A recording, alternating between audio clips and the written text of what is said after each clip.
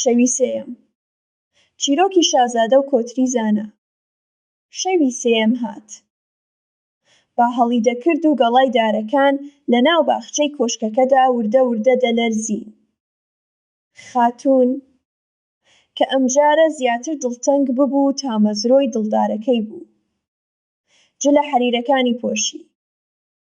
بەرەو لای تووتیەکە ڕۆشت و بە دەنگێکی فەرماندارانە وتی: تووتی هەرە زانای من، دەزانم تۆ چاکەی منت دەوێت، بەڵام دڵم چتر بەرگە ناگرێت.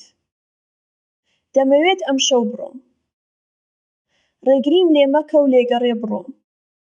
تووتیەکە بە میهرەبانییەکی گەورەوە وەڵامی دایەوە: خانمەکەم، دڵت وەک زێڕی گەرمە.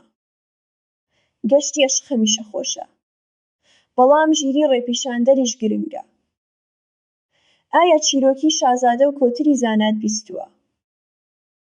ئەو کۆترە بە زانیاری خۆی شازادەیەکی گەورەی لە تەڵەی دوژمنان ڕزگار کرد. گوێ لەم چیرۆکە کورتە بگرە، دواتر ئازادیت کە بڕۆیت. خاتوون لەسەر کورسیەکە دانیشت و بە سەبرەوە گوێی گرت. تووتیەکە دەستی پێکرد. لە وڵاتی فارس شازادەیەکی گەنج و ڕاوچی هەبوو، ناوی بەختیار بوو. بەختیار هەمیشە بە ئەسپەکەیەوە ڕاوی باڵندە و ئاژەڵانی دەکرد. ڕۆژێک ئەو لە ناو دارستانێکی زۆر گەورەدا بە دوای ئاسکێکدا غاری دا و لە هاوڕێکانی دوورکەوتەوە. کاتێک هەستی کردوون بووە، لەسەر دارێکی بەرز کۆترێکی زۆر گەش و جوانی بینی. بەختیار تیرەکەی دەرهێنا تا لە کۆترەکە بدات، بەڵام کۆترەکە بە زمانی مرۆڤ هاواری کرد و وتی: ئەی شازادەی گەنج، مەکوژە. ئەگەر نەمکوژیت، ڕێگەی ڕاستی چوونە دەرەوە لەم دارستانەت نیشان دەدەم و هەروەها نهێنییەکی گەورە کە دوژمنەکانت بۆیان ئامادە کردوویت ئاشکرا دەکەم. شازادە سەری سوڕما و تیرەکەی داگرت. کۆترەکە وتی: وەزیرە نوێیەکەت بە فێڵ و تەڵە. لەسەر ڕێگەی گەڕانەوەت بۆ شار چاڵێکی گەورەی هەڵکۆڵیوە و سەری بە دار و گەڵا داپۆشیوە تا تۆ بە ئەسپەکەتەوە بکەویتە ناو ئەو چاڵە و ئەو ببێتە پاشای نوێ.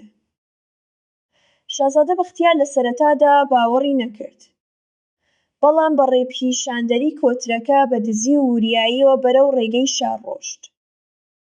کاتێک سەربازەکان ڕێگە ئاساییەکەیان پشکنی، بینیان بەڕاستی چاڵێکی زۆر قوڵ و مەترسیدار لەسەر ڕێگەکە ئامادە کراوە. بەختیار بەم شێوەیە بە هاوکاری کۆترە زاناکە لە مردنێکی گەورە ڕزگاری بوو. کاتێک گەڕایەوە بۆ کۆشک، وەزیرە خاینەکەی دادگایی کرد و کۆتری وەک پارێزەری تایبەتی خۆی لە کۆشکدا ڕێزی لێگرت. کۆترەکە هەمیشە بە ئامۆژگاریە ژیرانەکانی. شازادەی لە مەترسیەکان دەپاراست. تووتیەکە قسەکانی تەواو کرد و وەک شەوەکانی پێشوو بینی ئەستێرەی بەیانی لە ئاسمانی شیندا دەرکەوتووە. خانمەکەم، تووتیەکە وتی. کۆترەکە بە سەبر و بە ژیری خۆی ڕێگەی لە ڕووخانی شازادە گرت. تۆش ئەمشەو چاوەڕێ بکە تا بەیانی بێت و لە ناو ڕووناکیەکی پارێزراودا بڕیارە دروستەکەت بدەیت. خاتوون کە لە ناو ژیری چیرۆکەکان داون ببوو، تێگەیشت کە دەبێت هەمیشە بە عەقڵ و سەبرەوە بجوڵێتەوە.